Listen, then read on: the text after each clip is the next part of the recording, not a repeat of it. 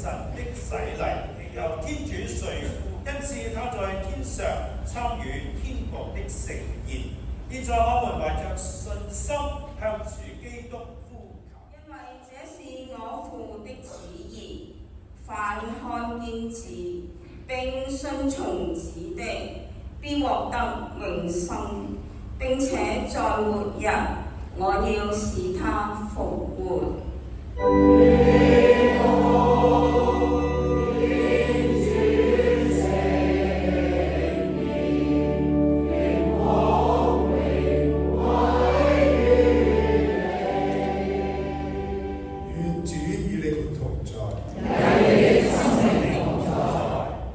聖若望福音。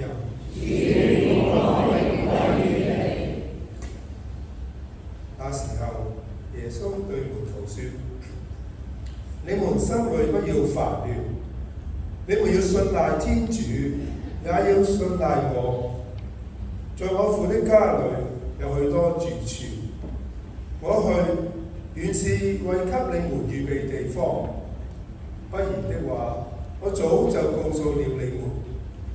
我去為你們預備地方以後，我必再來接你們到我那裏去。為的是我在那裏，你們也在那裏。我去的地方，通往那裏的路，你們是知道的。多默說：主，我們不知道你往哪裏去，怎麼會知道哪條路呢？耶穌回答說：我是道路、真理、生命，除非經過我，誰也不能到父那裏去。上主的話。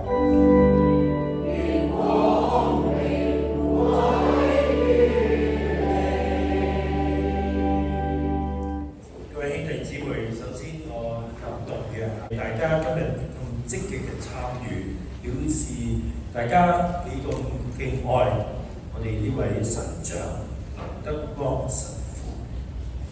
今日係一個我想像都想像唔到嘅一個追思彌撒。喺呢度我相信未試過有一台追思彌撒係咁多人。我哋琴晚懷住一個好悲傷嘅心情離開咗醫院，即時咧已經喺小堂嘅為劉神父開咗一台追思彌撒。雖然只有3個教友，但係已經喺永恆嘅價值裏面咧，已經有一個嘅里程碑。意思係我哋可以做嘅已經即時做咗完成咗。依照家人嘅心意咧，今日就係11點有呢台嘅追思彌撒。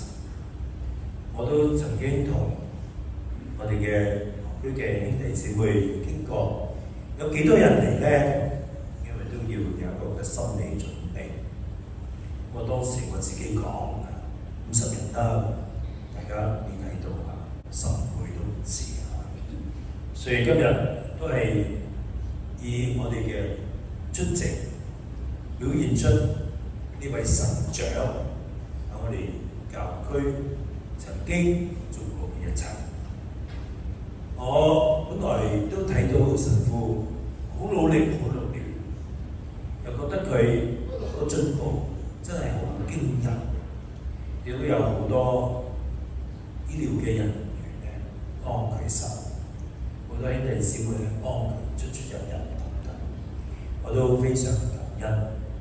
呢個神父嘅屋企人亦都係不斷喺醫院好似唔會咁不斷咁睇住劉神父。有4月17日，舊年嘅4月17日，佢跌親，到今日佢哋都俾咁大嘅支持，為我都係一個好大嘅安慰，因為我知道有好多人會願意幫助劉神父。佢最近我哋都唔知嘅情況，可能佢喺個房裏邊跌親啦，好在都有唞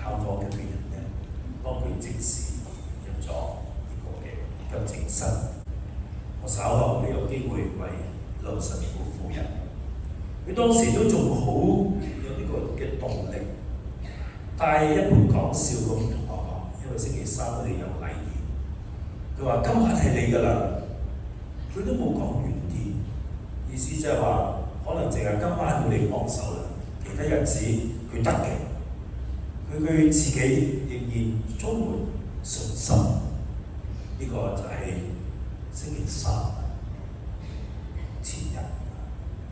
咁可惜有啲嘅事故我哋唔知道啦。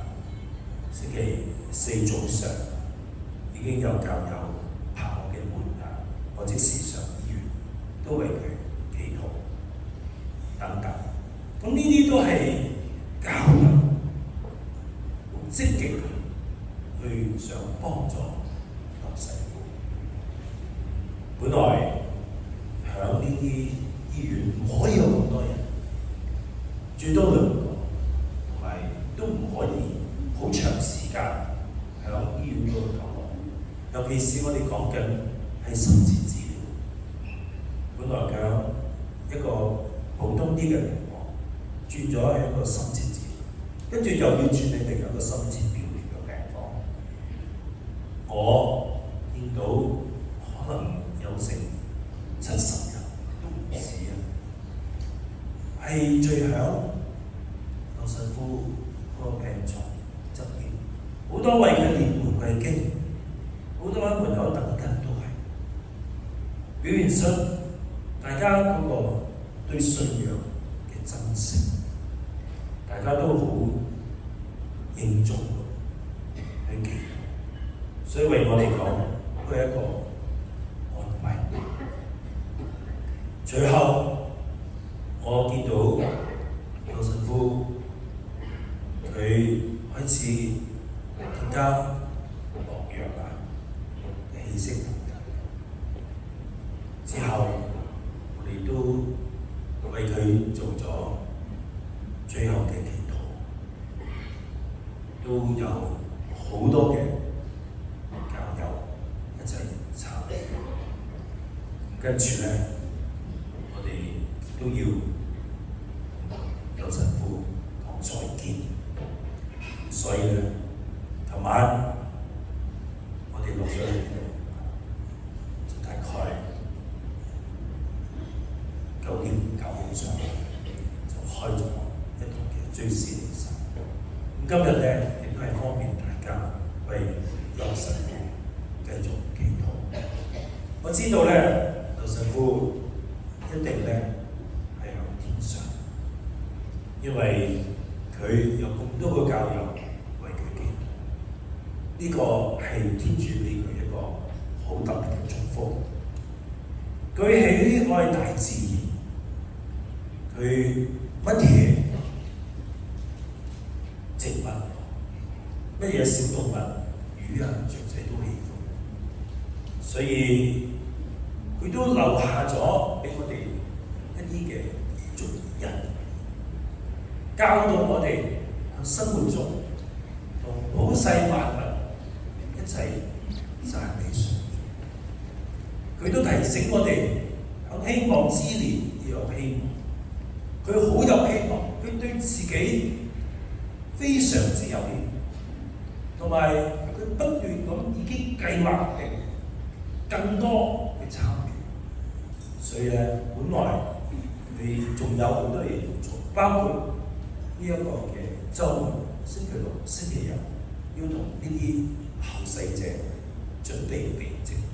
佢已經準備定啦，全力參與。可惜佢都估計唔到自己嘅情況，而且都係一個嘅機會提醒我哋喺我哋軟弱之中，更加要依靠上主。佢嘅祈禱，我相信天主已經知道，同埋已經聆聽。讓我哋繼續祈禱，希望呢一個嘅天國嘅筵席已經為劉神父打開咗。